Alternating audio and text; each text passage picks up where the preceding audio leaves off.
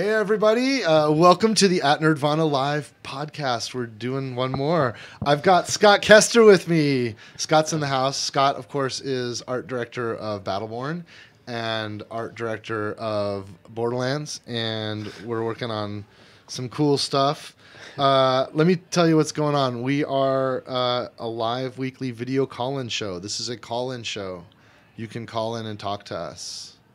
You don't have to, but you should, because we might need somebody to talk to. We need people to talk to. Basically, our lives are boring and lonely, and so we like talking to you.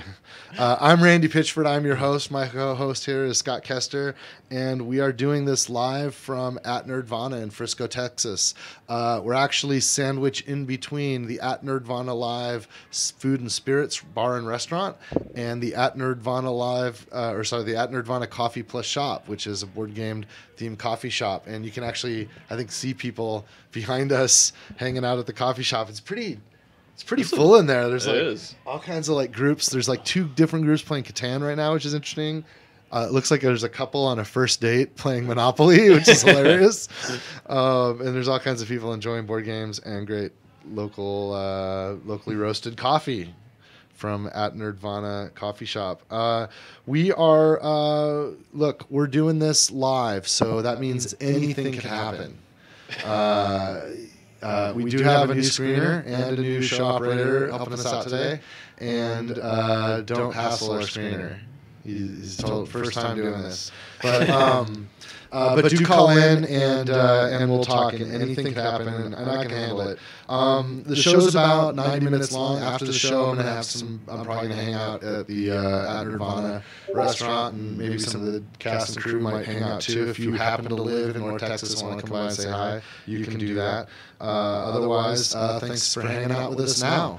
Of course, after the show, we upload this. You can get it as a podcast on iTunes and wherever you get podcasts, I guess. It gets uploaded to a few different places. You can also watch the playback on YouTube or on, I guess, on the website. There's probably an At Nerdvana Live website. You can get that there. So anyway, let's get started. That's all my housekeeping. Hey, let me make sure, because we have a new operator and we have a new screener. Let me make sure they're all good to go. Scott, do you want to introduce yourself maybe while I'm checking on this? So, hey everybody. My name's Scott Kester. I've been at Gearbox now for 10 years. It's this guy's fault while I'm here. You know my work from I primarily did a lot of the character stuff in Borderlands. I helped design a lot of the main characters and some of the enemies.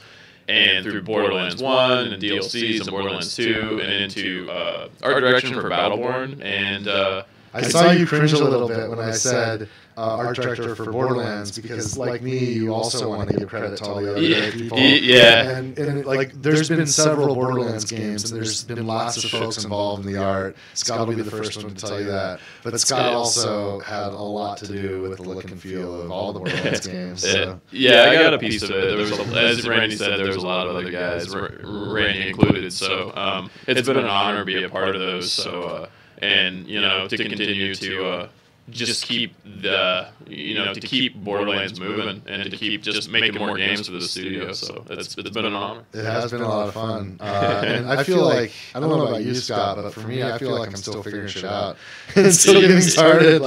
Absolutely. There's so much more to do. Yeah. And lately it's been kind of cool because, I obviously have my executive office, but I also have a working office. And we've been sharing an office. It's right next to me. We've literally been sitting next to each other. That's awesome. Working on a game together. It's been pretty cool. And it's such a fun vibe when you're in a room with other people that you can collaborate with, because sometimes some things happen and you just kind of turn your chair around and everybody can kind of come together for a minute, work something out, and then you just kind of go back to your focus and do your thing, And I love that. It's one of my favorite things about gaming. No, and it's really interesting because you think you have something worked out, or this is the way it's going to go, and you look at the guy next to you and you're like, oh man, that's not going to work. and he's poking holes in all those problems. Yeah. And again, these games are they're made with, individuals. Randy's there, and it's us bouncing these ideas off of each other. I'm just one dude, and frankly, like, in terms of, like, total development horsepower, like, I have different pull because obviously I have a lot of responsibilities with the studio, but in terms of, like, development power, I'm, like, less than one full developer. Like, I'm not even full. You got a lot on your plate. I have other influences that sometimes have bigger impacts, but, like, when I'm in the micro, I'm not, like, anyone else is actually doing more for our games than I am. On the micro level, I think. Sure. Well, yeah, but you're sure. Like kind of got a lot happening there. That's true. So, I mean, even in my part, because in the past and a lot of the things that I did here, just primarily from a conceptual side, and when you move into an art director standpoint, let alone a studio head, the amount of ownership you have over each task, it becomes, the people that you work with take those ideas and they run with them and they develop them. That's a really good thought, because, like, sometimes when people ask me what I do at Gearbox, I say I'm the most accountable, because, like, what it really means is, you now are accountable for all these other artists and their performance. And and at the end of the day, that's part of how this gets to happen, right? We have to kind of organize and specialize, trust each other's specializations, but have some kind of way to kind of connect together so we can get the job done. Yeah. And it's a lot of fun. Okay, let's see here. I think they're saying they can see me. They say it's a little echoey and it's a little bit off. I don't know what that means, but maybe it's this light here that's. Is there any way we can chill that light out a little bit? Oh, yeah, I think that helps. I was getting really blown out there.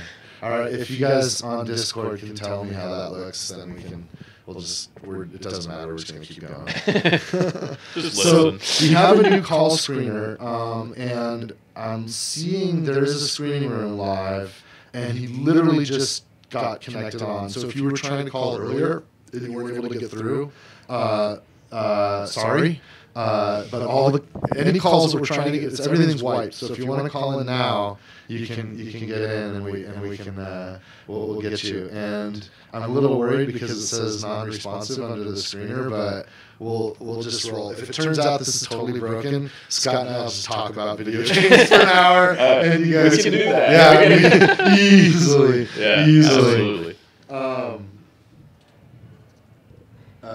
Okay, hold on a second. This guy, and I think we might be down for Discord right now. So if you are on Discord and you want to talk to us, you might have to use the call-in number. Who's that? It's a voice in my head. There's a voice in my head. Can you guys? Is that coming through the feed? It is? Okay. Do you know what that was, Randy? Okay. Well, hell, we're learning this. Doing it live. Cool. Okay, so let's see. So, man, how long have you been at Gearbox now? Man, 10 years. Holy crap. Yeah. It's so crazy. It seems like, and I bet there's some elements where you still kind of feel like the new guy. Oh, man, absolutely. I still feel like you said, like every day you're trying to figure out what you're doing. Yeah. That's awesome. No. Have you and Jason ever talked about picking up some of your old like Flash stuff? Or is it just miles past that? Yeah, we still, Jason, we like all of us, we're always working on other little things and this and that. It's just like we go to work, we come in here. We do this. And it's funny because you think, oh, no, you're completely fulfilled by just what you did during the day, right? No, it's like, no, I want to make more. That's right. And also, like, the creativity, like, when you are a maker and you're a creative, like, there's this really great feeling when you're working with a whole lot of people in a big collaborative effort, but you also have to give up something for that. Oh, yeah. Like, we get to accomplish a much greater thing together, but we also have to give up where everyone else's space is. So sometimes, and I have a lot of side projects, I know you do too, where in order just to keep stimulated as a maker, you'll pick up something that's kind of like a smaller piece or something that's like your own thing. And I love that. Like I totally encourage that at the studio. The reason why I brought it up, you guys, which is awesome. You guys don't know this, but I first met Scott and Jason because they were making a Flash game, and they were basically indies. And not basically, like you guys we're absolutely just doing your thing. Yeah. And when you guys, I think you put together this kind of pitch book that was really kind of an art book meets concept doc. Yeah, we didn't know what we were doing. It was really, and they sent it to me, and I saw it, and I'm like, man, there's something here. These guys, whoever's behind this, has some rare magic because there were skills there, but more importantly, there was a kind of a risk taking with some angles that were kind of familiar but kind of new at the same time. Yeah, and it kind of turned me on, and I'm like, okay, I don't know who these dudes are, but I gotta meet them. Yeah. So I reached out, and you're like, hey, we're in Kansas. I'm like, hey, you want to drive down and just check out the studio? So we never applied for a job. We like Randy was like wanted us to come down. So Jason Shields is my friend. We kind of were working on this game together. We're from Kansas City area, and we were making this thing. We didn't know what to do with it, so we were like, we'll just start, sending it to companies we think are cool. And we never thought we'd actually get contacted back by anybody, let alone Randy. And invited us down, and we didn't know what you wanted. I didn't know. I just knew you guys were makers. We thought, he's interested in the game, maybe something. Maybe not. I don't know. We don't know. We came down, and basically we hung out with you for a day. You took us out for lunch, and I was like, what is this guy? Why is he doing that? Because I go, man, all right. And then all of a sudden, at the end of the day, you're like, hey, you guys feel like working here? I'm like, and Jason, I think I told Randy this, and we were like, well, we got to think about it. And we got in the elevator to leave, and we were just like, just like freaking out, like, no way. Because go ahead. Because the game that we did, it was really laughable by the standards of the things that we're doing now. Cool. It was cool, but again, that was a thing, that was a passion that we were doing outside of our day jobs. And I was a freelance artist, like colorist or inker artist, whatever in the comic book industry. And Jason was doing a lot of graphic design stuff, webs. So I saw a few things which made me think there's got to be something here because I was that same way. I mean, there was a time when I was living in Hollywood. I was going to UCLA. I was performing magic to make a living. Mm-hmm. And then in my free time, I was screwing around on the computer. And I was making stuff, and I was making my own games. And just uploading them to like AOL and CompuServe. And awesome. When I finally got into a studio and was like a professional, I kind of realized that the best people around me were people that just had that same kind of knack. You just can't help it. You're gonna make something. You're gonna make something. And I don't know. I could tell that was there for you guys. But I thought, well, let's just meet, and who knows? And it was like, oh wow, you guys could totally be a culture fit and everything. And it turned out like both you and Jason have added so much to our experience together. And I think also you guys have grown a lot. Like holy shit, man. You're totally like on a whole different level now because of all the other people you've been able to interact with and work with and the things you've been able to do in the games. Absolutely. It's been really cool. Okay, let's see here. I've got somebody. Should we try? Should we try to take a caller? Should we try? Do it, yeah. Okay, let's see here. I'm trying to look at the note. Let's see what. I don't know. Let's just take a call and see what happens. All right, let's see what happens here. Hey, is this Eugene? Can you hear me, Eugene? Yes, it is. Oh, man, it works. Yeah, I can hear you. We have technology. Eugene, you're live on the air with Randy and Scott. How's it going? Hey, how you doing, guys? Where are you calling from, Eugene? Danbury, Connecticut. Oh, cool. Oh, man, what's the weather like up there? Is it chilling out? I mean, warming up? You guys were buried for a while, right? Yeah, a foot of snow on the ground now, and a couple more bugs are just coming tomorrow. Okay, that's not as bad as it was like a few weeks ago, though. So Right on. Well, it was 75 degrees out a couple weeks ago. Wow. That sounds like Texas. Yeah, it does. We have crazy swings. Right on. Well, I'm glad to hear. It sounds like you're doing good up there in Connecticut. What's on your mind? What do you want to talk about? Yeah, Borderlands is one of my favorite video game franchises of all time. I've been playing video games for probably 28 years now, and my question is, and I don't know if you want to or if you can get into details about this, not really specifics, but just curious, has anyone approached you yet about a marketing deal for Borderlands 3 in terms of like exclusive content, what logo you get at the end of the trailer, trade shows, different things like that?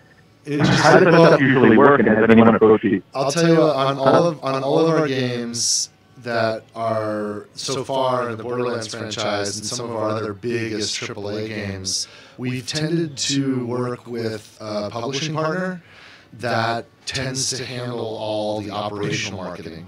Now, we tend to be involved in the creative marketing, and even like Scott and me, and we have a marketing team at Gearbox, and we'll get involved creatively to help figure out like the tone of the campaign and the look and feel of things.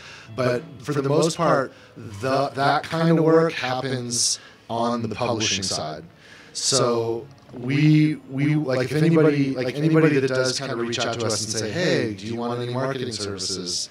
For the big AAA franchises where we're working with a publishing partner, we'll tend to direct them to the publishing partner. And they've got all kinds of agencies and individuals that they work with and deal with for all that kind of stuff. In terms of specifically, like it's very rare when people try to offer services for a specific game. People that have those kinds of services, for them to try to offer them for a specific game.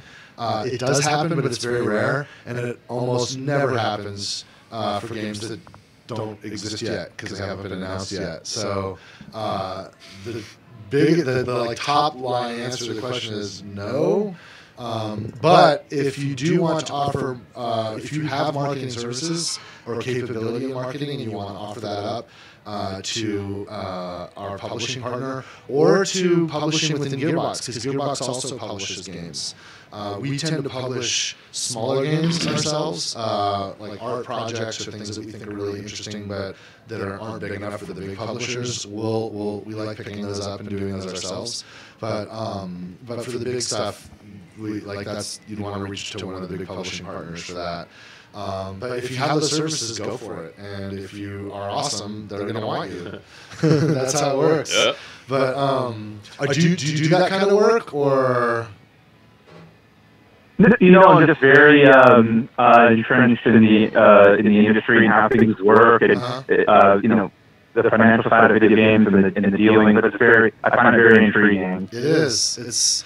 Some of that stuff is the least interesting stuff to me. I mean, I know it's necessary, but the kind of stuff that Scott and I like to do the most is the creative stuff, I think. Yeah. Like, I don't know about you, but Scott, but I'm in it because, to me, like, one of the greatest thrills in the world is giving people experiences and creating feelings in others that they didn't have without our entertainment. Absolutely. Like, I don't know, it just turns me on so much. Oh, yeah. Absolutely. Yeah. Cool, man. Well, is there anything else you want to talk about, or do you think I answered your question? Or? Yeah, now that you direct on the point, I just wanted to give you a comment. Okay. I think that you catch a lot of unnecessary flack, and there's a lot of negativity in the video game industry today, especially related to games as a service, loot boxes, and things like that. Yeah. And I don't think that the Borderlands series gets enough credit for the download content and the extra life that the games were given. And I think that the way you guys handle DLC for that game is the best way DLC has ever been handled in a game. Wow. Thank you so much. I'll tell you, thank you. That means a lot for two reasons. One, when we were doing it, there weren't really good models out there. The platforms allowed us to offer more content as sort of add-on stuff, but nobody had really done what we did before. So we were sort of making it up as we went along. And what was cool about that is Gearbox was really in the front of that decision making. So that game more than a lot of, especially in, there's some games that we've done where we own the IP, and in some of those games where we own the IP, we've had more or less control.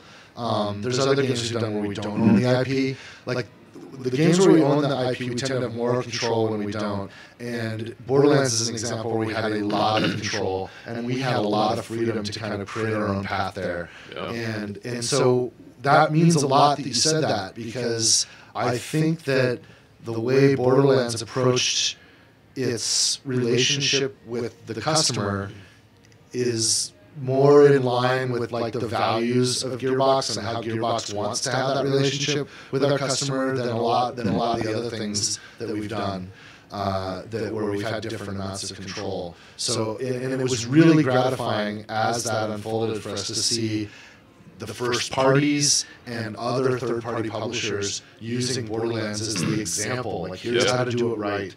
Here's what the possible opportunity is. And I think it comes down to this fundamental idea that most of us, we want, when we're creating something, we know, like, look, it's a business. We need everybody that's on the team. Scott needs to eat. He's not going to work for free, So, and everybody on the team is that way. Yeah.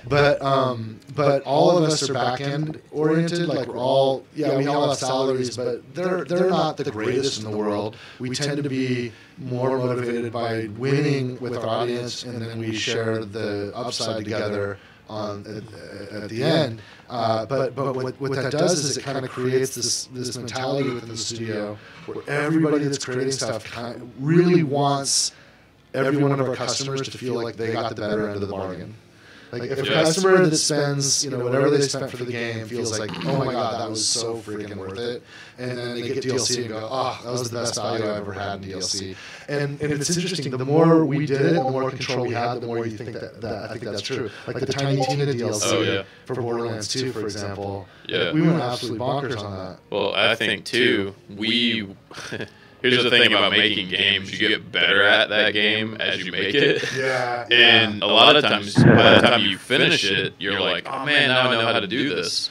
So, and I think for us, we always saw this as a means to say, hey, we can do this with it. We can do that. That's true. And we wanted to build content that we actually wanted to play. Yeah. And we were, I remember Zombie Island on BL1, and I was kind of like, what the hell are we doing? This is awesome, because I was like, I'm sure we can't put new characters. It was like, no, we'll put new enemies in. I remember drawing all these characters. I'm like, Frankentank, we're going to put that in. We're going to put Square Skags in. We're going to do all this stuff. And it was just, we felt that was where we wanted to make that. And I think, hopefully, you could tell that we enjoyed it. Tiny Tina, all of those that you went, man, we enjoyed this. I'm glad you brought up Zombie Island.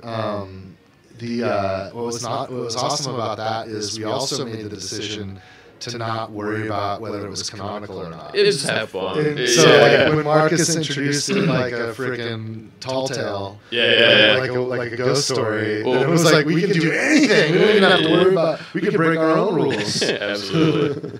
That was cool. Hold on a sec. It really fit into the story well. Oh, thanks. It really fit the story well. It was really a great reason to go back, just tremendous value. And you can tell you guys are having a lot of fun making those DLCs, like the Claptrap one at the end of the pre-sequel. It's just like a ton of fun. Just like a ton of like really great content. Thanks for that. That was an interesting one because there was such. We had like so many ideas. We had more ideas than we did. And we actually got some different studios involved to help. And there was a bunch of dudes in Florida that helped with that Claptrap DLC. Yeah. And some dudes on our side helped kind of frame the intent. And I think we ended up writing that one. I don't remember how that one worked, but because I didn't work on that one too much myself. I actually didn't as much on that either. But a lot of the people on our team did. Yeah, but what was cool about that too, that's the other thing that happens with DLC, is because we kind of put a lot of it, we put several boats in the water at once, and we don't have to have the full team. We can break the team up into smaller groups to do different things. Like some of those pieces, we get to enjoy almost like we're customers. Oh, yeah. Like when I played Claptrap's fantastic voice. No, Claptastic. Yeah. I was a customer. Like I had the high level at the upfront that I approved, and that was it. And I didn't see it until it was basically in beta. Yeah, even internally, if we had multiple teams working on different DLCs, all of that stuff, it was fun because, and it's true of making any game because you can't. Our games are pretty big. You can't experience it all, right? So I'll play the game that I've played these missions or these things a billion times, but I haven't played them in order sometimes, like myself, right? And I'm like, oh man, I didn't realize the sequence of events played out like that. And it's just like, because it's the scope of these things, they're large, they're really huge. So it's stupid how much content there. Yeah, absolutely. Oh my god, when I think about how the content escalates and like. I remember, let's say here was the budget we started with for Borderlands. When we shipped it, it was like almost twice that is what we ended up spending. And then Borderlands 2, we started with that, and then that just keeps happening. But it's okay because the market is bearing it. That's actually what's most exciting for me. There are more and more people playing video games. Yeah. So these aren't bad decisions to spend more on the content, which means even better value for the customers, which I think is really rad when you're talking about art that's commercial art. Yeah, absolutely. Because at the end of the day, like we have a lot of things we could spend our time doing, and we want video games to be the most exciting and interesting thing that people can spend their time doing. And they are. They are to me. They are to me. I want that to be true for everybody. Yeah. And the more people we get, then the more money we can spend on achieving that. Yeah. Which Make it more cool stuff. The more true it'll be. It's a very cool feedback loop. Hey, Eugene, it's been awesome talking to you. Is there anything else you want to chat about before I let you go? No, that's it. Have a good day, guys. Hey, thanks so much for your time, man. Thanks for playing. And stay tuned. I think you'll like some of the things that we're working on. And I appreciate your call. I'll talk to you later, Eugene. Thanks, man. Bye-bye. Cool. Let's see. I want to make sure that works. Yeah, cool. All right, we did it. We took a call, Scott. Hey! Woo! Oh, God, I'm going to blow the... I know. That's probably me. So, hey, tech person, is everything good? Okay, all right, well, is there anything I can do about it? All right. Okay, so we'll just keep rolling then. We do have another caller on the line. What did you think of that? Did that spur anything else interesting you want to talk about, Scott, or before I take this next guy? Man, I can always go off in tangents. I hear something and I feel, but... Yeah, it's really. I'll tell you what it is kind of interesting as the industry matures. There's always been this weird kind of problem with games, and that as we get better and better at being game developers, we learn that we're manipulating a human mind's engagement in our content, and we're trying to manipulate that for the joy and happiness and benefit of that customer. Mm-hmm. But it's very tempting as we learn how to manipulate a mind to exploit the way those manipulations work for our benefit. Right, to just siphon money out of an addicted customer.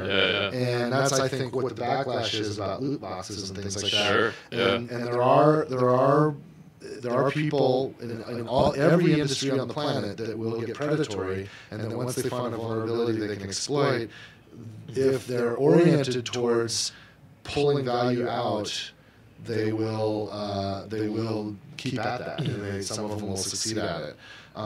The people I like to surround myself with, and the kind of person I think I am, and I always want to be and strive to be, is the kind of person that wants to, whatever resources I have, I want to invest that in creating more awesomeness for the world and for the people around me and for people to enjoy. I want to create entertainment. Absolutely. And I think as long as that's true within our studios, as long as those values are true, I think we'll always be on the right side of that. No matter what weird either business models or trends kind of come and go. And I've been around long enough. There's all kinds of things that come and go in different ways. People kind of get at this. Heck, I remember back when we're even working on like Duke Nukem 3D. the big thing that bubbled up was there'd be these compilation discs where a company would just download a bunch of mod levels off the internet, put them on a disc, and say like 100 extra levels for Nukem, and just sell that at a CompuServe or some shit. And that was like DLC or microtransaction or loot box of the day. And it was really, it was inconsistent content. It wasn't really good. Some of it was cool because some users are cool, and some of it was just garbage because they're just really scraping like a CompuServe directories, taking everything off of it, and then exploiting it, and not giving anything back to those people that actually made it, and not giving anything back to the studio that created the software that started it all. And, that kind of stuff happens all the time, and it's still happening. And it's still happening. Yeah. This is business. Some people see it differently, right? Let's try this other guy. Sure. Let's take. Let's see if this works. Hi, is this Jeff? Jeff, are you on the air? Yeah, can you hear me? You can. Okay. Guess what? You are on the air with Scott Kester and I. Excellent. Awesome. Hey, what's up? Hi, Scott. How's it going? Good. How you doing? Where are you calling from, Jeff? I am from Rochester, New York. Oh, cool. You know, in Rochester is the Strong Museum of Play. Have you ever been there? Mm-hmm. Very familiar with it. Yeah, that's cool. Yeah, it's got a video game section in there, too. The Strong Museum, it's a whole museum about play. So, like toys, like dollhouses, everything. And they also have a video game. Awesome. A video game museum, basically. Sounds great. Yeah, and that's in Rochester, New York. Of course, we have the National Video Game Museum here in Frisco, Texas, about like a quarter mile away from where we are right now. Which is awesome. But Rochester's pretty cool. I know what's up, man. Anybody that's going to have a museum about play, that's awesome. I want to be on that team. So what's going on? What's Just going on? come up and visit in the summer. Oh, that's right. How are you guys hanging in there? Is it cold up there right now? It's about 30, 31, 32 right now. All right. Well, Not bad. Spring is soon. It's coming. I heard we sprang forward this morning, so that suggests that spring is happening. So what's up, man? What do you want to talk about? I'm doing really good. So I had a question for you, for both you guys. And it's indirectly about Borderlands 3, but don't worry, I'm cool. I'm not going to ask any spoilery type questions. I love that people want to talk about something that hasn't even been announced yet. The publisher line is a game doesn't exist until it's announced. That's the publisher line. But anyway, go ahead. Let's talk. Let's try it.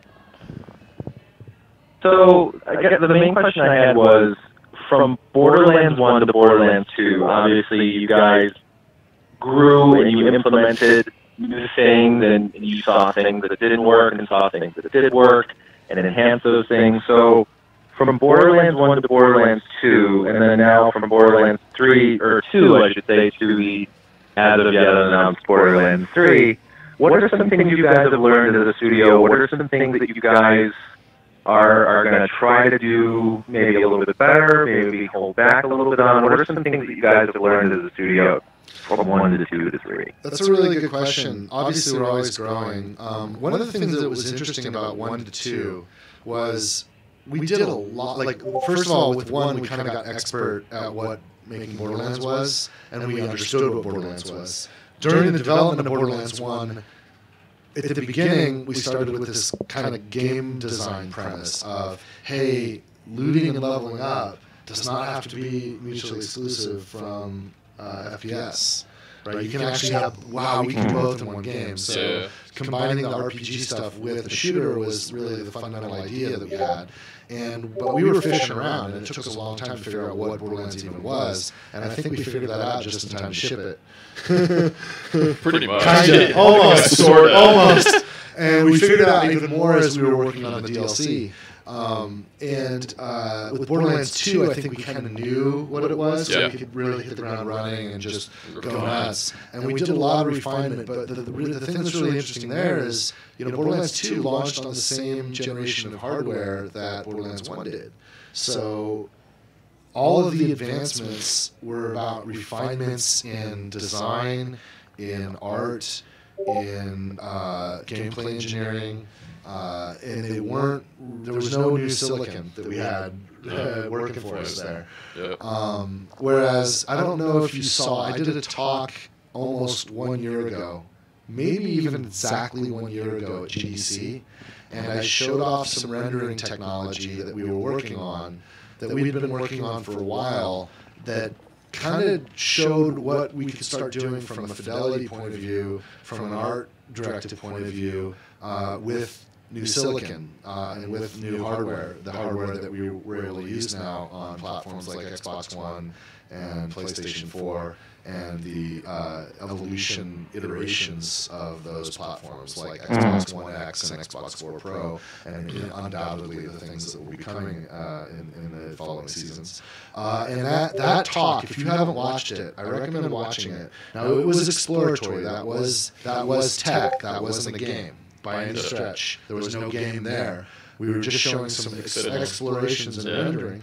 And incidentally, I'm really glad we did that, because we actually got a lot of feedback, and we were able to kind of see what it would feel like to play with some of these things. And like, for example, Scott, one of the decisions that you made not too long ago was when we were playing with crosshatches and some new tech, to kind of like it almost started to get muddy, and so you're kind of pulling that back a little bit and think more cleanly. And incidentally, another thing to look at is Battleborn, because that came, a couple of years after the pre-sequel, and it came on Xbox One X and PlayStation 4.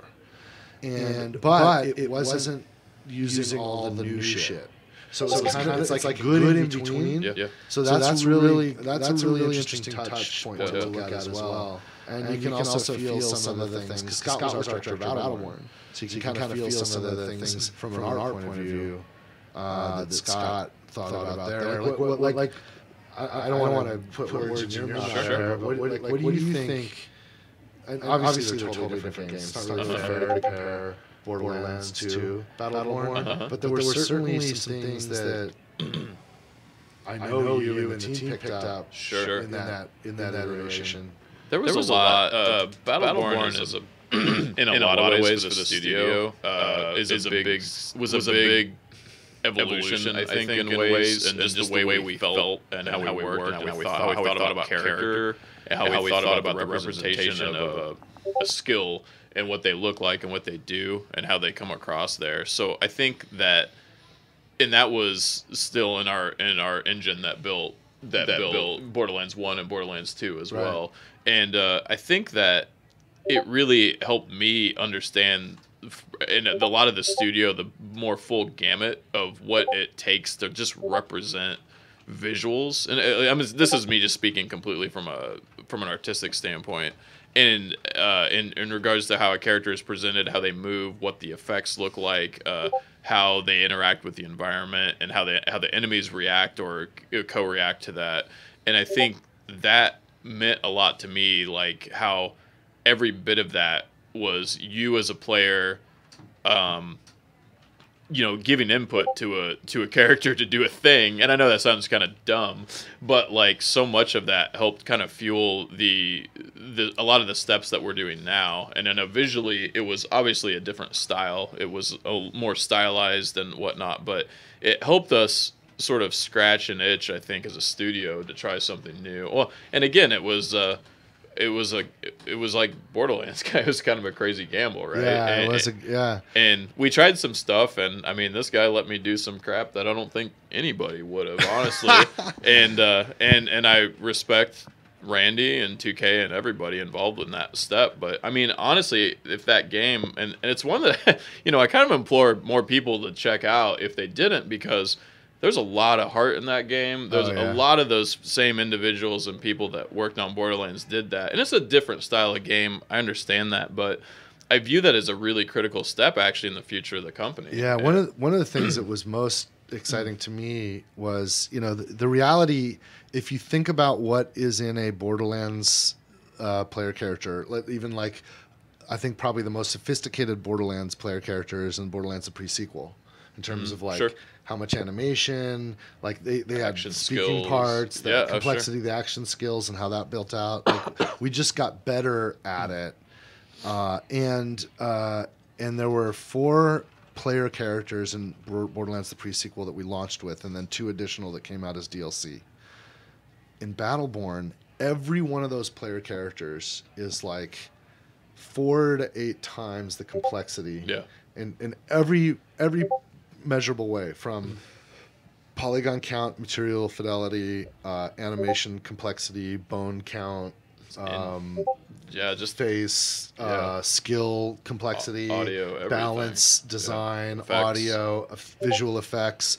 Every single measurable component, it's about 4 to 8 times the complexity, and we did 30 of them. Yeah.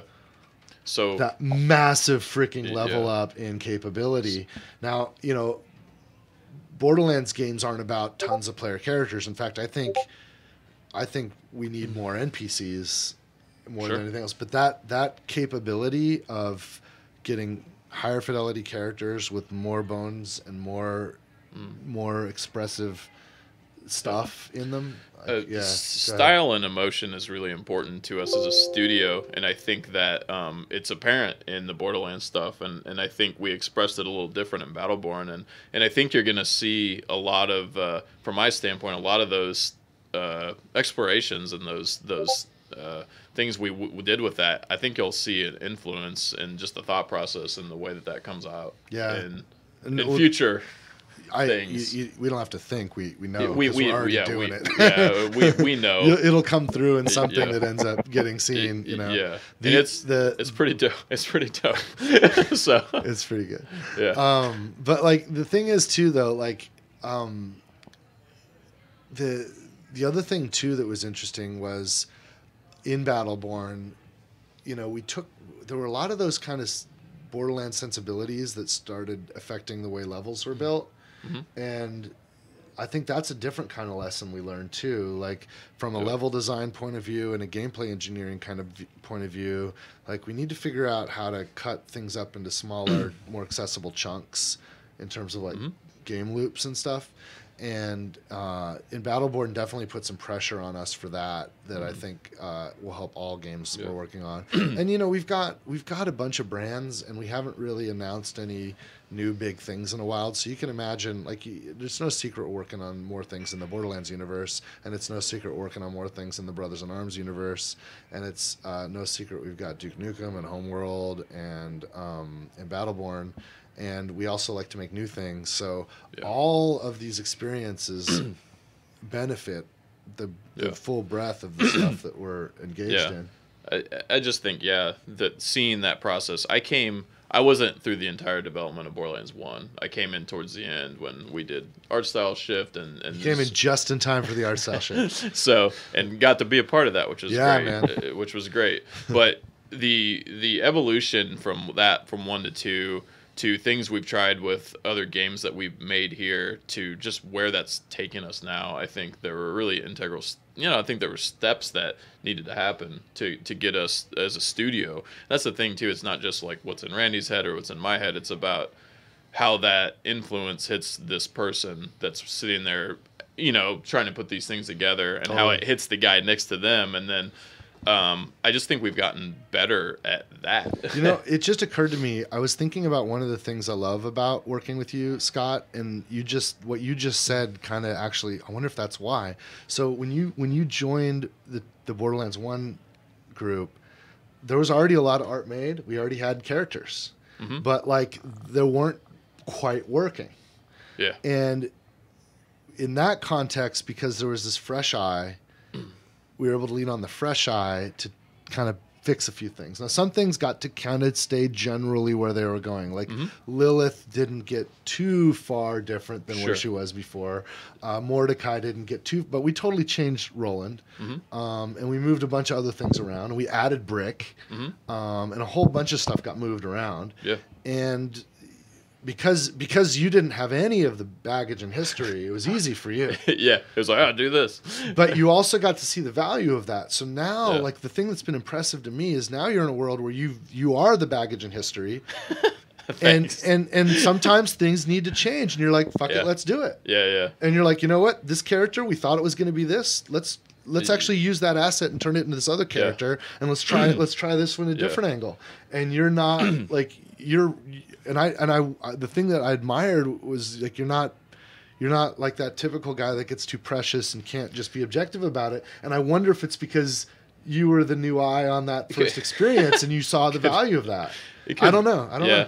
Could be just built into your character. I think it's just I want to push things. Randy does as well. I mean, the things that I've consciously seen us step forward in the studio and the things that we're doing now, I think it's just about, I mean, in some ways, I think Ball would probably hate me when I said it. He said something to me in an email. It was like, you're almost just too creative, Scott. And I was like, I was like, no, that's not that's not a bad thing. What? There's no such thing. But like, and it's just sort of like, and he said that lovingly. It was like in a thing, because I wanted to keep changing some things.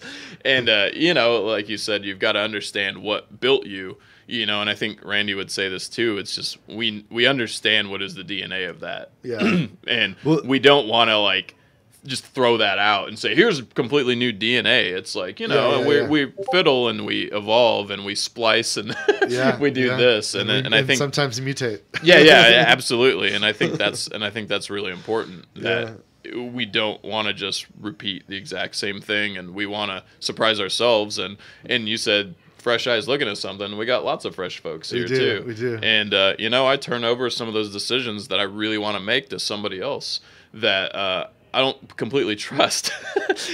and what comes out of that is probably like Randy kind of trusting, but probably not totally trusting me. Willing to take a gamble though. Yeah, exactly. And it's also like the other thing too in your seat now, generally like what kind of time we've got and how much resources. So you also know how much you can risk. Yeah, absolutely. Like, you know what? I can let this guy risk on something. Yeah. This, she's got this cool thing she wants to try. Let's let her risk that. Absolutely. And if it works, hell yeah. And if it doesn't, it's okay. Yeah.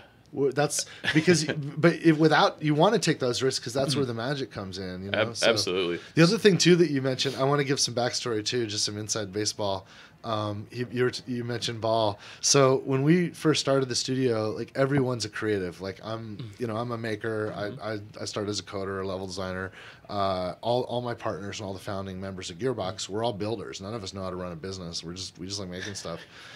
So like one of the things that had to happen, Ball's an artist. Stephen Ball's an artist. Absolutely. And one of the things that had to happen is somebody's got to do payroll, right? So we're all like, who's going to do payroll? And everybody just sort of takes a step back. Poor Ball. And Ball didn't. So he's like, all right, I'll do it. So Ball stepped up and like he had to kind of, and as that just grew into like dealing with all these complicated finance stuff. So Ball's his brain sort of shifted from being an artist that is in the trenches to this guy that's worried about like, hey, every time you change your mind, that costs us money. And when he's so he's like, you're almost too creative. Yeah. What Ball's saying is, he's got both sides of his brain fighting against each other in his own head, which is important because. If we're left to our own devices incessantly, I mean, we'll create everything that's just art. Forever. Yeah, exactly. Art's not done. It can always be better. Somebody's like asked me for a character that we were just recently completing. Are you happy with it? I'm like, happy enough. Yeah. You know, and it's like, it's like, well, but it's your call, right? I was like, yeah, but if it's always my call or whoever's call, you're never gonna. You just have to sort of. I call it. I don't know. Yeah, I call it the artist's dilemma. Yeah, and like it can always be better. It's like I imagine Da Vinci looking at the frickin' Mona Lisa going, "That's a piece of shit." You know? Like God, look at. I hope he was saying. Yeah, look at all the cracks and like, and there's layers. Like they've scanned it. Like you can.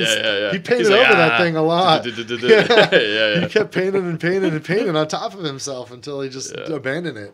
And then somebody once said, "Art is never finished; it's abandoned." Oh man, yeah. But my favorite example that I like to use is the probably the most famous piece of art ever made, which is the picture that became the George Washington on the front of the $1 bill. Because everyone's seen a $1 bill, right? So not many people think about that.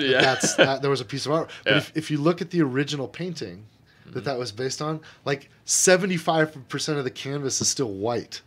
Like there's this massive canvas, and then this he got the head, and he started doing some of the other stuff, and he kind of went in this direction with the background. But then, like, I don't know if he ran out of time or if he just got bored or if somebody shot him, or he's like, you know what? I'm really into George's eyes, man. Yeah. And because he got the twinkle in his eyes, and I think that's why that's the one that's on the dollar bill. Yeah. It's the emotion too. That's right. Yeah. And it doesn't matter if the rest of the guy was prioritizing in real time about what mattered, and he didn't care about the rest of the canvas. He cared about George's eyes. Absolutely. And I love that as an example. Like, it doesn't matter. It doesn't matter what you start with. It matters what you prioritize as you go. And at some point, you're just gonna have to stop. This is whether you want to or not. Yeah. Because we're all gonna die. Well, and what you said before, we're all gonna die. Yeah, like if no one stopped you at some point, it will stop. I promise. But also, it's just like what you said earlier. It's like I want to create the things that I experience to want to create things, right? Yes. Like I want other people to experience that and go, oh man, I want to do that. It's like we've by untold amounts of grace have been able to have these fans that like love the stuff that we do, and it's the ultimate expression of thanks to see people dressing up as them, creating artwork, and people sending stuff into us. And to me, I go, well, damn, that's when I was sitting there playing whatever I was playing, watching whatever I was playing, being inspired by that person's work. It's just like it's awesome. Scott, do you remember? By the way, sorry, Jeff. We've just started having a conversation. Sorry, buddy. I hope you're enjoying it. All right. Indulge me for a minute. I want to ask this because I never asked this, Scott. Do you remember the first time you saw, either on the internet or in person at a convention, someone cosplaying as a character you created for Borderlands? Oh man, I mean, I remember those weird feelings. I just didn't think any of it was real, Like it, and what was the first one though? Do you remember the first one? There had to be a first. Man, I'm trying. There's been a lot of Moxie, obviously. Yeah. But she was, she came later. In DLC. Yeah. So I mean, gosh, seeing Roland, seeing Mordecai, seeing Roland, seeing. I mean. Do you remember the first though? Maybe you don't. I kind of don't because I thought I would, but then I've seen so damn many. When was it too? Because like for me, like that, I can't remember my first either. Okay, one of the there was this, and for me the thing, it was like we went to a PAX. Yeah. And they were fucking everywhere. Yeah. And I was just like, it's super weird. People, I couldn't even think. I remember people dressed up as like 5 different claptraps, like running around. Yeah, dude, that was crazy. The claptrap army came out when we had community day, and there's just guys that guy with this was in BL2, but would light up LED Zero Head. It was the first I had seen. That was amazing. When the light up swords, and you were just like, holy crap! That was unreal. I drew that dude, and we did that, and you're like him in the flesh, and it's like super crazy. That was unreal. It's just a weird feeling, but I mean, I take it as just it's love, and I think it's great because it's people being reciprocal with it. This is like we made this for us, but we made it for y'all. Right. Yeah, and I think that's the big thing. I think sometimes you can play something or watch something and go, that was made by a studio, you know, that was like for a purpose. And it's like when you shop at IKEA. that was made. The art in IKEA. They put the designer with it, but you're like, did you really love designing that? Because I made this out of reused plastic cans, and this is what it is. So, but like, not knocking IKEA. No, actually, I have a lot of IKEA in my house. There is a spectrum between pure expression art and pure commercial art. Yeah. And like on the pure expression side, the art only exists because the creator has to get it out, and there is no audience for it. Mm-hmm. And that's where like the starving artist lives. Sure. And on the pure commercial side, it's just soulless and heartless. Yeah. And like we lean a little more on the expression side, but we are more in the middle of that spectrum. No. And it's great. And I think hopefully people feel the creators in that work, I think they do. Because I feel like they at least take it upon themselves to express themselves in ways based off of the things that we decided to give them. So I think it's great. So what do you think about the movie happening? Me? Yeah. I think it's weird. I think it's really weird.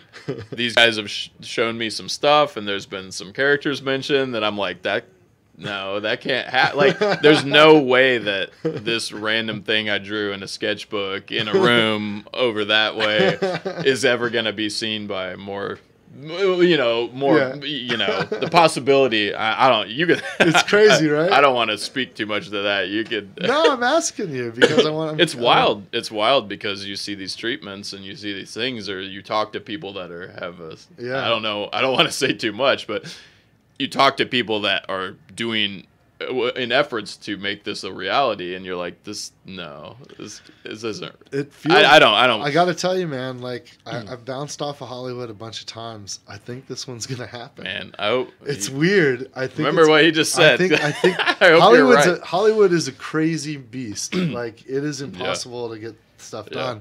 It feels like this one's probably gonna happen. Like we've been at it for a while. That we have a pretty good script now, and there's a freaking awesome director. Yeah, absolutely. And there's next step is animatic, and we're gonna greenlight the whole thing. I mean, I can't do shit. I'm just sitting on helping out as best as I can, fanning it. Yeah. But it's pretty wild. I'll let you keep talking about that. I don't want that to go. Here's the thing, though. It's gonna suck. It's a movie based on a video game. But remember, we had the thing like, how do we make this not suck? I love that was a topic. One of the main topics in a creative The over-under is every video game movie sucks. So this one will suck too.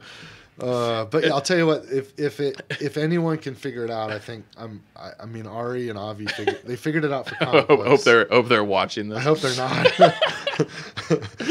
What? Come on, Randy. Well, they figured it out for comic books, so they did. And they really are motivated to try to crack the nut for video games. So I'd love to let us. Hopefully they'll pull it off, man. Hopefully they'll pull it off. It's a really hard problem, but I think the thing we need to do is to always, like, we've been doing a good job of accepting that we're not filmmakers. No. And I think that's been part of the problem is when because we felt it on the other side when we make a game based on a movie and the movie people fuck with our shit. And it's just like, this is no good. This is not helping, guys. Yeah, we're doing. It's like we got enough problems, and you got really. I don't want to talk about the James Bond game. That's too far along back. But, hey, is there anything else you want to talk about? Sorry, Jeff? Man, we're just rambling here. So.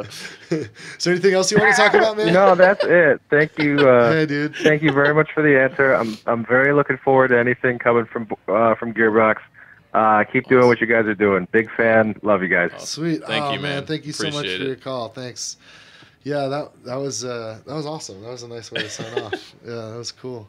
Hey, so we are live on the @Nerdvana podcast. If you want to talk to us, we got a few more minutes left in the show. You can call in and we'll have a chat about any topic you want.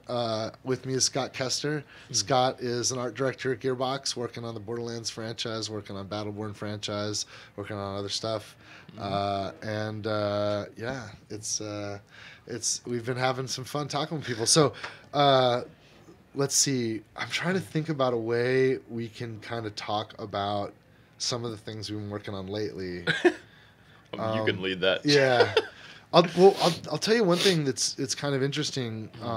As we do have more resources to invest, like it seems like we're getting a little more mature in our character development pipeline, like the way we think about concepting and moving from that to to decision making on that.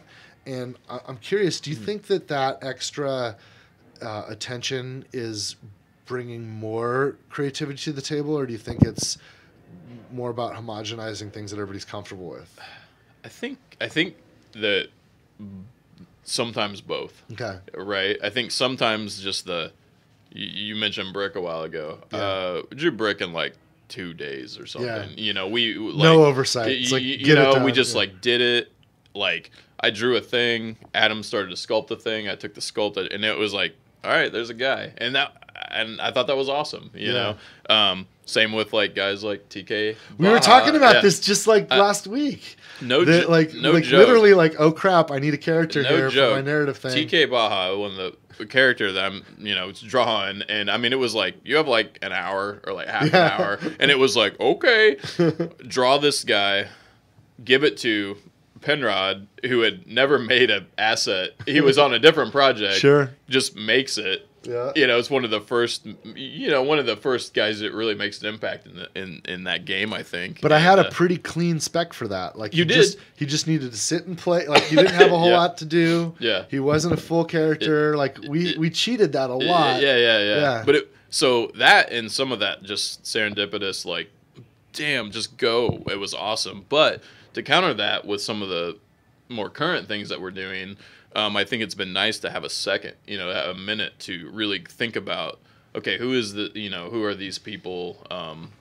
If it's a character, if it's an environment, if it's a whatever, if it's a weapon, if it's a I think it's good to have a balance of both of those, though. I'll tell you what. One thing there's a character you'll know which one I'm talking about. That I don't know if you realize this. I'm sure you do. From start to the point where we felt like, okay, that it's pretty done now. 7 months. It's I'll just say Iron Bear. Oh yeah. 7 months, and I think it needed it. Yeah, it needed all 7 of those months, and I'm pretty stoked on that whole package. I'm pretty stoked on it. Like, yeah, it's wild sometimes. That's not possible to do where you just do it in a week. No, like you can't. And this is the advantages we get when we have the time and resources. We can actually accomplish things like that. Absolutely, and that's what's great about proxying things, roughing things out, getting things in front of each other. Feeling that out. Does this feel good? Does this feel, you know what, let's bring it back. Like, I mean, gosh, how many characters from the past did we, Axton got his head chopped off multiple times before that was his head, Yeah. Zed was Roland, a version of Roland. That's right. That's right. That's totally right. And that was another one. Like, and Steel was the first Lilith. Yeah, absolutely. Yeah. Such a weird, like, I don't know, incestuous, like, bizarre, like, kind of connection between these. We spent a lot of time on Axton too. And, we did, and we also spent a lot of time on Salvador. But Salvador, I just felt like I just fast, did it. Axton, and it's interesting. Like, that might be something too. Like, if you let's think about the BL2 characters. Okay, so Zero, he happened pretty quick too, didn't he?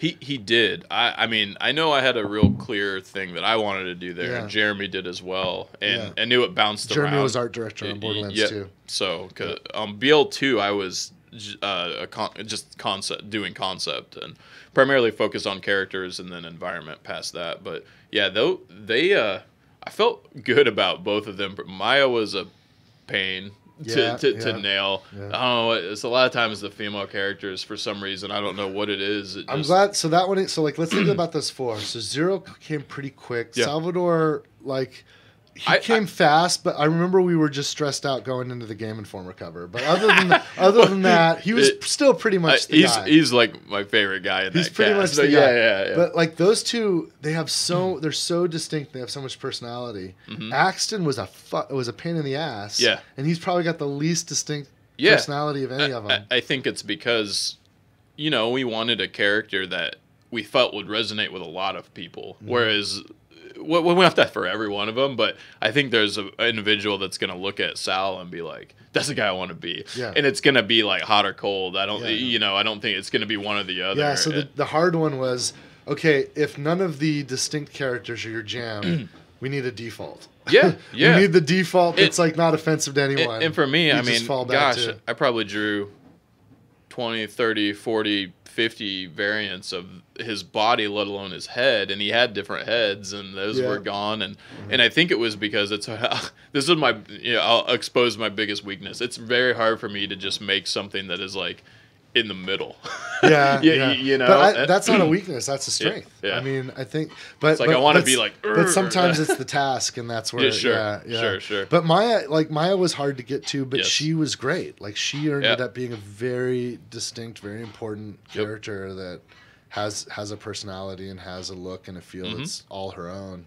Yeah, I'd definitely say Maya and Axton were the hardest for that game. The thing that I think I feel really proud about is when you look at which characters people are selecting, we had the closest gap in Borderlands 2 between those four of any other thing we've done. Like the least picked character is just barely 3 percentage points less than the most picked character, which is pretty interesting. I think that's the goal that particularly with what we've been working on recently, is to do a thing that is as hard as possible for me to pick which one I think is the best. Yeah. Because before I could, and it's a challenge though, right? So. Gosh, I'm screwed with some of the stuff. I don't even know. Like I keep bouncing all over the place. I know some of the stuff you've been doing. Yeah. So. It's pretty rad. Oh man. So let's see. What else should we talk about? Maybe let's talk about larger industry stuff. Sure. Were you noticing that this whole violence issue has come back up again? Yeah.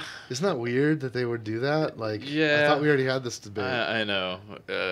I thought that was a closed book. I know. It's just because there's so much. I mean, look at the history of our world and look at books and film. And I mean, one of the things that really kind of struck me, I don't know if you know this, but on my Twitter, I follow a bunch of interesting people on Twitter. And one of the dudes I follow who I have a lot of respect for is a game designer named Warren Spector. Do you know Warren? Oh, of course. Yeah. So Warren, obviously, legend. Yeah, and he tweeted. He said, "Did you see the clip they showed at the White House?" I did. I looked at it. Yeah. Yeah. He said, "I'm paraphrasing, but his basic thesis was that was horrifying." Anyone that worked on any of those games that clips were taken from should be ashamed of themselves. And I thought, what?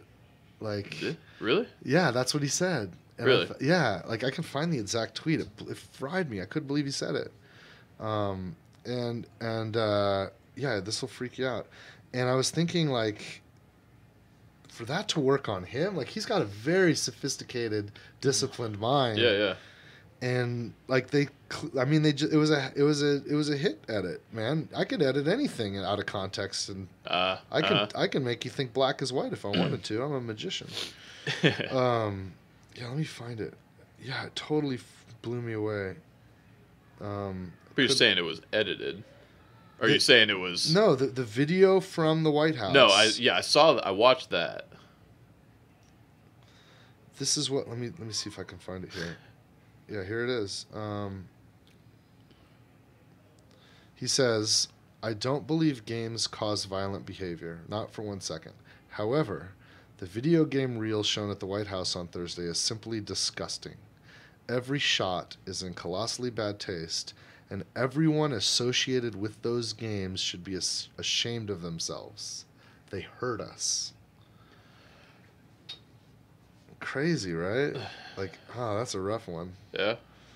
I don't mean to put you on the spot. One of the people that replied to him showed a video of them shooting a kid in the foot in Deus Ex and then chasing the kid down and murdering them and then shooting the dead body, and just made a clip of that. Like any game, right? You know, if you're gonna have a simulation. Yeah. I mean, that's. Maybe I shouldn't have brought this topic up. You seem really uncomfortable, Scott. No, I mean, to me, art. It's you've kind of got like these. You've got two sides of things, right? You've got we're gonna watch Drive. I don't know, you guys have seen Drive, right? And you're like, this is going, and then there's a moment in that movie, right, where everything just goes, holy crap, and it's like, and you're either a person that's like, you get that, or you just you run, and to me, I use that movie as an example because like there was an artistry in a way that those things were presented, right? Yeah. And yes, I do believe there are some things that are taken out of, when things are taken out of context, you can make anything. Yes. You can make anything look bad. But ultimately, it's art is art, right? Yeah. And some things are made to let people experience something they don't want to experience, right? I mean, and I think that's cathartic for people, and I think it's important. And I mean, I might not agree with everything on that clip, but I respect that those decisions were made by people to make those things because they had a reason for it. There was a motive that, I don't think of almost anything in there. I don't think anybody was like, oh, this is just going to be we're just doing this to like rile people up. Right. I think there was, even in, people want to talk about the Call of Duty, like, in the shooting, all the innocents there. I mean, it's like there was still like out of context. I mean, out of context, yeah, but in context, but in that context, was designed to make it us feel actually, something. yeah, and it actually made sense. And whether or not you agree with that or not, that's fine. But there was a rationale and there was a reasoning, and I don't feel like it was there to just be. I mean, I had nothing to do with that, but I don't believe that was there just to be sensationalist. Yeah, it wasn't there to be gratuitous either. Yeah. And it's odd to find myself in a spot where I would defend Call of Duty as art. But I'm defending Call of Duty as art, man. Well, this is what I replied to him. I said two things. The first thing I explained to him, Warren, this was a dishonestly cut hit reel, strategically out of context shots assembled by a propagandist mindset. That tactic can have such an impact that tactic can have an impact on a mind as sophisticated and disciplined as yours is disheartening. And then I said, your own games can be cut with such a mindset, pressed into the same service of highlighting depictions of violence to undermine art and expression. Such depictions are sometimes necessary if art is going to be useful to our species. Have you not read Shakespeare, the Bible? Like, Shakespeare's got some really wicked stuff. Absolutely. And the Bible has even worse. Yeah, absolutely. It's like, it's weird when we lose somebody that's supposed to be on our team. I think, to me, as long as there's a reason for what you're doing and there's your art is supporting that, like, you go with it. I know just recently playing through like Wolfenstein 2 New Colossus. Yeah, it's like, great, by the way. Yeah, it's Isn't great. that game awesome? Oh, it's awesome. And there's some intense stuff in there. They do some uncomfortable stuff. But like when that thing's all said and done and the reasons for those things, I feel like every second of it is justified. Sure. I went, damn, I wish more people would, I don't step up to do stuff like that. I can't think how anyone could play, whether you played just the first hour or you played the whole game. Yeah. I can't think how anyone could play Wolfenstein New Colossus and come out on the other side thinking, oh, these guys are trying to make me be excited about committing violence in the real world. Yeah. Like, the actual opposite is true. Yeah. No, absolutely. Did you happen to see, you remember Penn and Teller used to do a TV show called Bullshit? I remember that. Did you ever see the video game violence one? I don't know if I did. They had a lot of brothers in arms in it. With the slow-mo. The intro's so great. That's not funny, but I'm not, No. Yeah. The intro is so great because he's like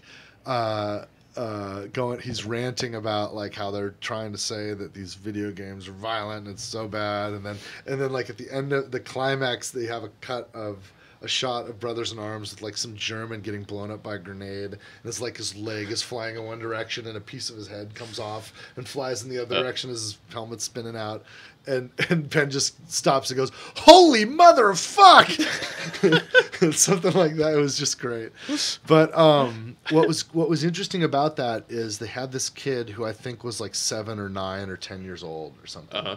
And he loved Call of Duty. He was playing Call of Duty, and his parents were like, "That's fine." And they said, "You know what? Would you like to try to fire a real weapon?"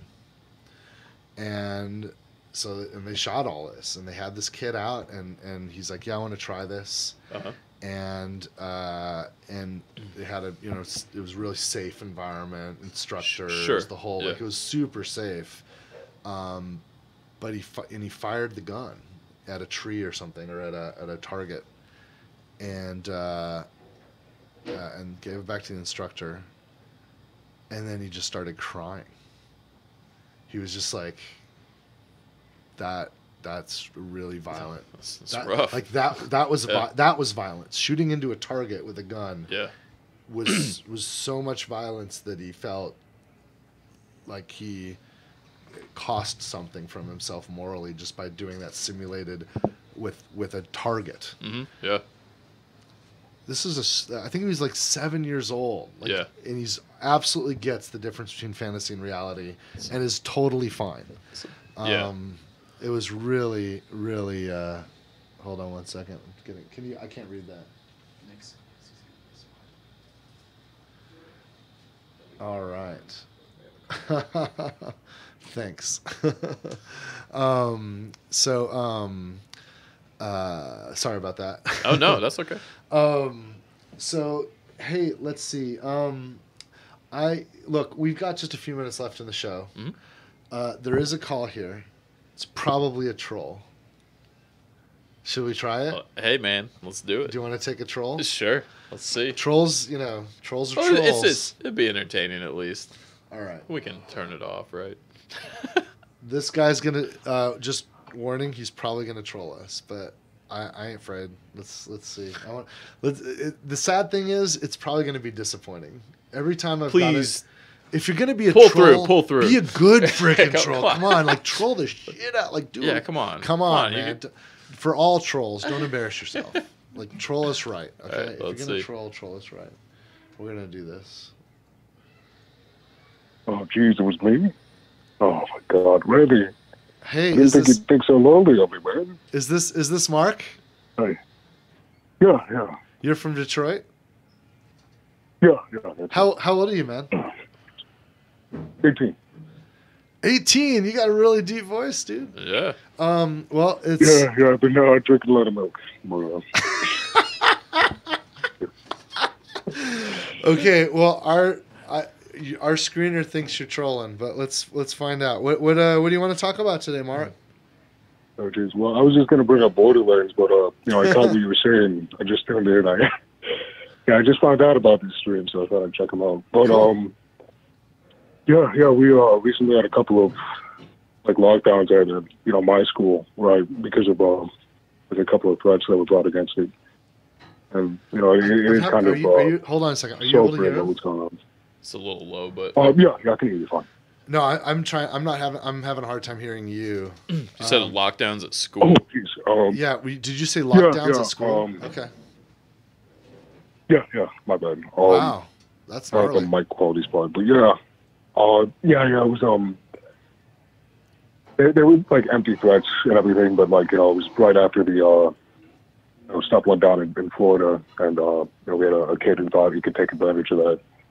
I think attempted twice to just leave threats in bathrooms, and it was just crazy. But yeah, very sobering. I think overall. Yeah. So what kind of games do you like, man? What are you playing these days?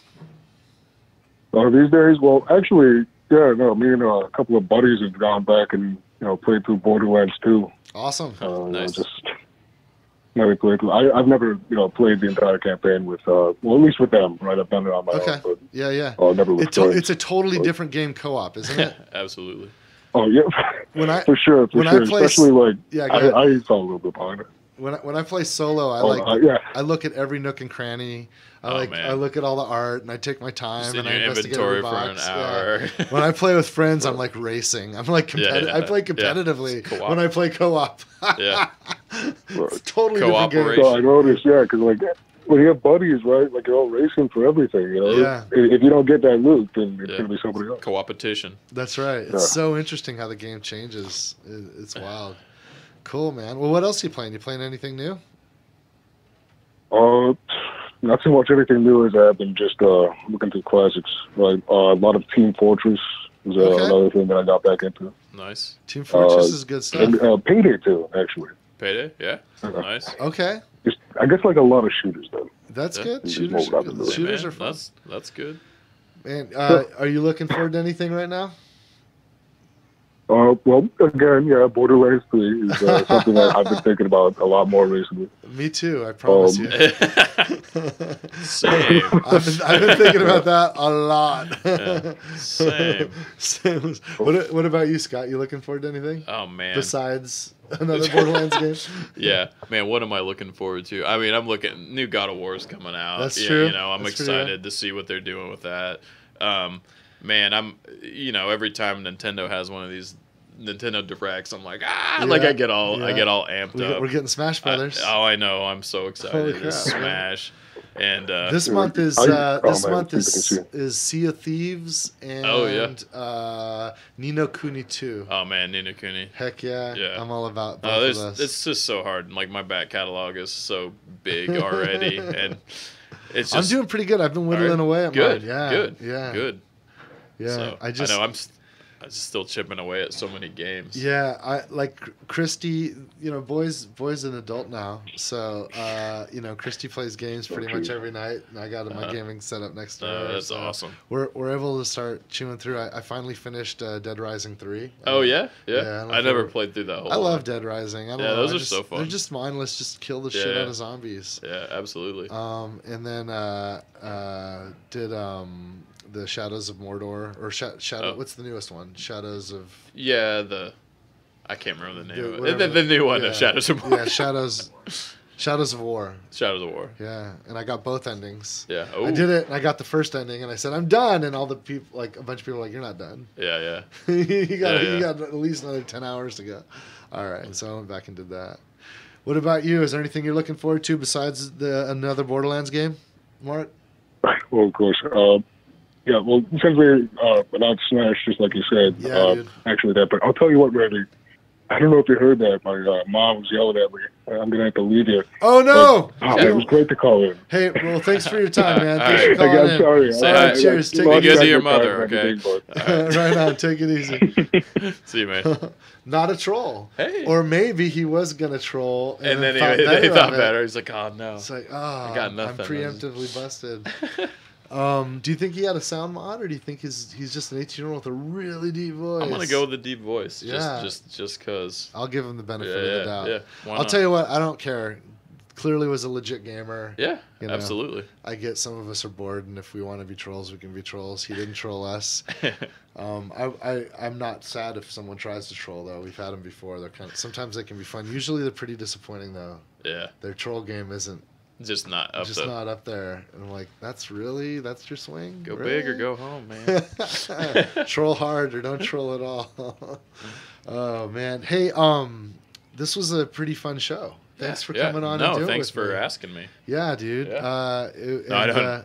What? I don't ever really do this kind of thing. No. So, that was that's cool. why I wanted to bring you out. Yeah, no, I appreciate it. I knew, it's always fun chatting with you. Sure. And I think a lot of people would be interested to spend some time with someone who's had such an impact on the look and feel of all the Borderlands games. Man, no, I love I know. Are we gonna do another community day?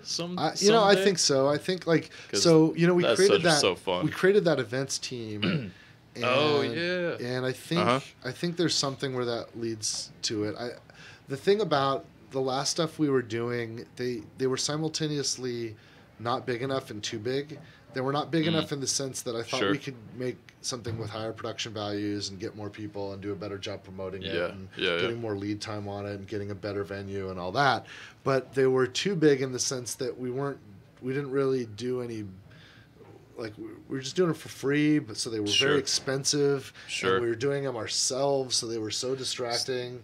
We killed a few people for weeks, and we don't have a team full of people to do that stuff, so it costs actual horsepower. Today, I think we're better staffed for that because of the publishing unit and because of how we've gotten more mature in operations. So I think we can handle that better.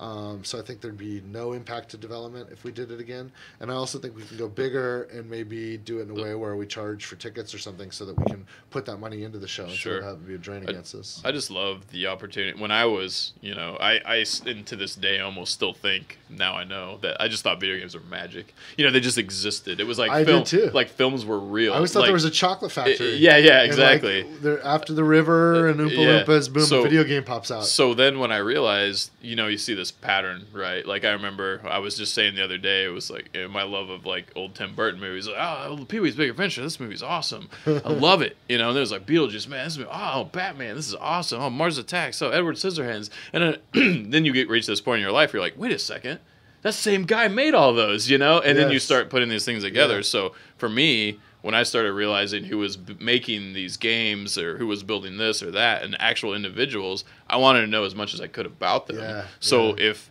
if we ever get to be those people to inspire other people, it's like I want to be able to like go, well, this is what I did, or and this we is have. What, yeah. There are people at the studio that came to like our community days. And, no, like, I know. There was one, Nina, that I think it grabbed me the other day and was like, hey, I met you at a community day, and you told me to just like keep going. And it's like, look, and you know, I'm here. Yeah, I'm like, yeah, it's awesome. I think is she part of the Hawthorne team? Yeah, but she's doing stuff for now. She's helping out with other stuff now. Yeah.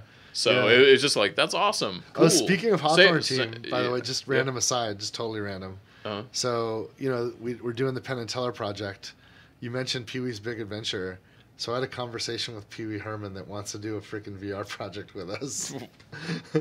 Paul Rubens, can you imagine like VR Pee-wee's Playhouse or something? Wouldn't that be cool? I would be down. I would be down for that. Okay. All right. Hey, that sounds sweet to me. So, but you're kind of preaching to the choir. Yeah, I know, right? It seems like that might be a lot of fun. No, that's awesome. But sorry for that. I didn't no. But that's the thing. Like whenever you can, if we're at PAX or we're at those community days, the shows that let you actually communicate and converse with people, I just think are so good. It's one of the reasons why I started doing this. I have to give up a few hours on a Sunday, but sure, no, it's awesome. I think there's people that either fans that like the ability to have an interaction, or people that maybe will end up as game makers someday. And absolutely. Like my thesis, I think that the very best video game developer in the world 10 years from now might just now be getting into the industry. Oh yeah, absolutely. And the best that will ever be doesn't even exist yet. Yeah. We have to create them. Yeah. Absolutely. So, yeah, awesome. Hey, dude, cool. Well, it's been awesome having you on the show. Absolutely. And I think we should wrap it up. So, cool. Hey, thanks everybody for watching the at Nerdvana Live podcast. We'll be back next Sunday, right here, same bat time, same bat channel. And thanks for watching. Cheers. Yeah, awesome. Thanks, guys.